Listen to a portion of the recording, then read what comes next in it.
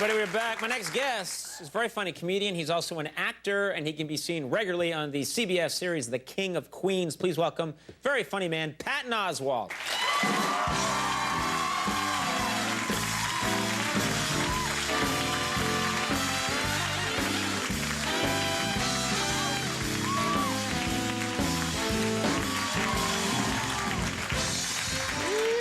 How are you, Patton? How you doing? Good, man. You know, they give me notes every morning to sort of prepare for the show, and at the top of the page, it said that this was your 11th. They always record how many appearances someone's had on the show. This is your 11th appearance on the show. You've become a real regular.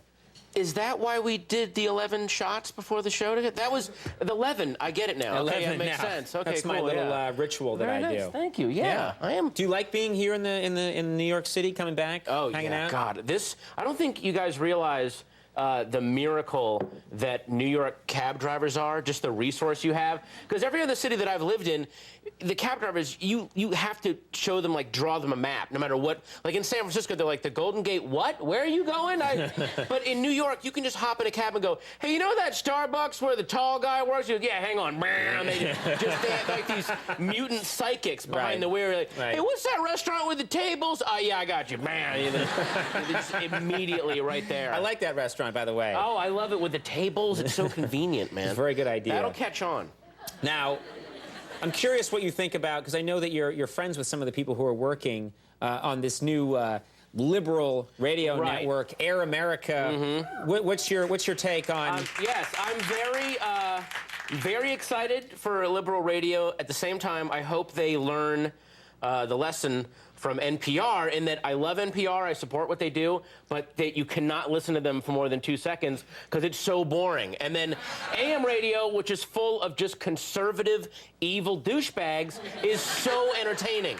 You know what I mean? Entertaining in what reason? Entertaining in that they just understand how to put on, like, they've co-opted rock and roll. Like, their interstitial music is like blasty-ass, gut-bucket rock and roll, and then NPR, their interstitial music is like this sad, lonely saxophone playing in a sewer pipe somewhere.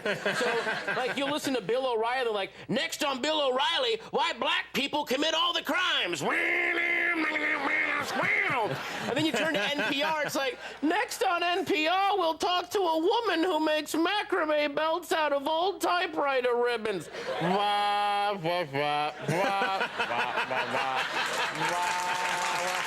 so depressing, man. Yeah. Every time. That's not good. And then you switch back and it's like, next on Rush Limbaugh, heads up, queer. And then it's like over to NPR, like, later on NPR, we'll learn how to make soup out of hugs.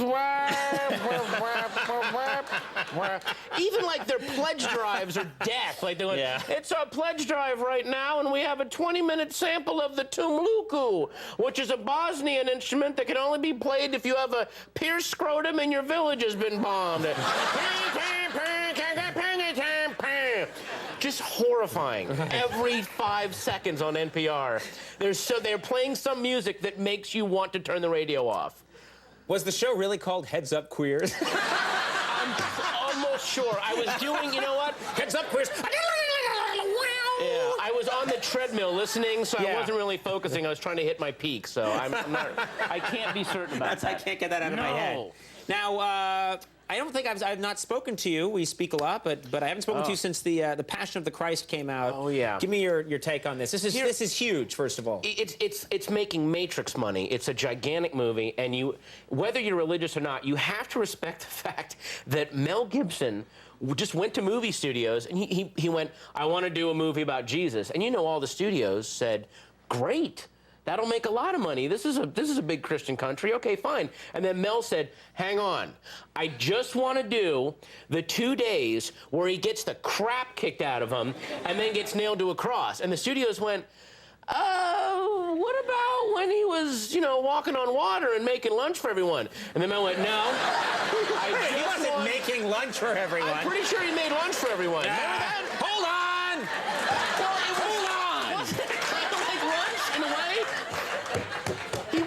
He wasn't doing it. It wasn't like angry Jesus. I already gave you a sandwich. Go to the back of the line. Don't fuck with everyone. What are you doing? doing? Right.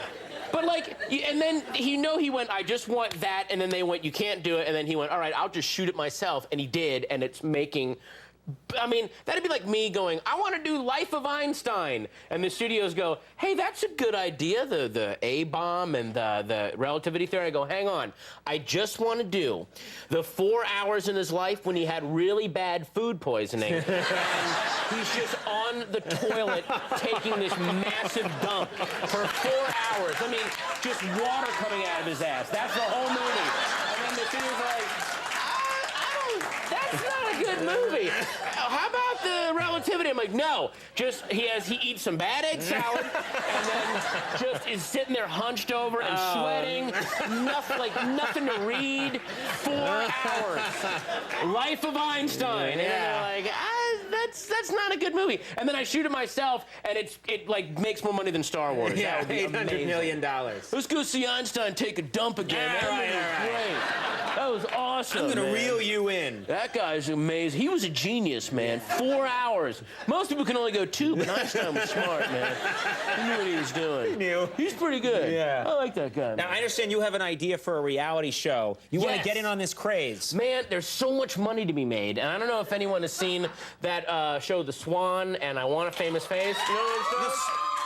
The Swan is... I can't believe you're cheering this horrible, This just makes show. all the cheers and woos that I got earlier in the show meaningless. Yeah, exactly, yeah. You've completely devalued them. I'm sorry, but The Swan is basically a show where people are like, I'm ugly and I don't want to develop a personality. Somebody cut my flesh.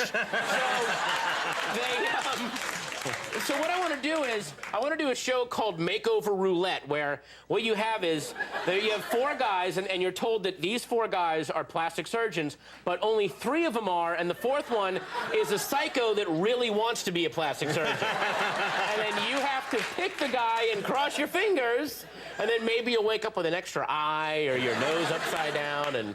Right now, you laugh, but someone at Fox right now is watching this. Exactly. That sounds like a good idea. I know Oswalt didn't copyright it. We're in. We're there. And the Einstein idea on the toilet they're taking, too. Oh, you know someone's right. And the new sitcom, Heads Up Queers. Heads Up Queer. Watch for that in your area. On Fox. Heads Up Queer on Fox. Heads Up Queer, Fox. We're Fox. We're Fox. Heads Up Queer. Today, Heads Up Queer. Conan O'Brien guest stars, Gary Coleman. I pray to God that I haven't started a catchphrase, so when I walk around, people are like, hey, Patton, heads up, queer, huh? Again. You don't want that. Oh, what happened? I didn't want Suddenly that your date is asking a lot of questions. What do you mean by that? Nothing. I'm having sex with the heads up queer guy. Yeah. What? You went too far. I'll get you. The King of Queens airs Wednesday nights at 9 o'clock on CBS. Yes, Wednesday nights at 9. And look for the It Ends Tonight tour with Zach Galifianakis in Athens, Georgia, Carrboro, North Carolina, and Baltimore, April 29th through May 1st. Oh, please. Those shows are going to be so much fun. Please, please come out and watch me and Zach get drunk and tell jokes. It'll be very nice. Patton Oswalt, you're a good man. Always funny. We'll be right back with Shine Down. Stick around.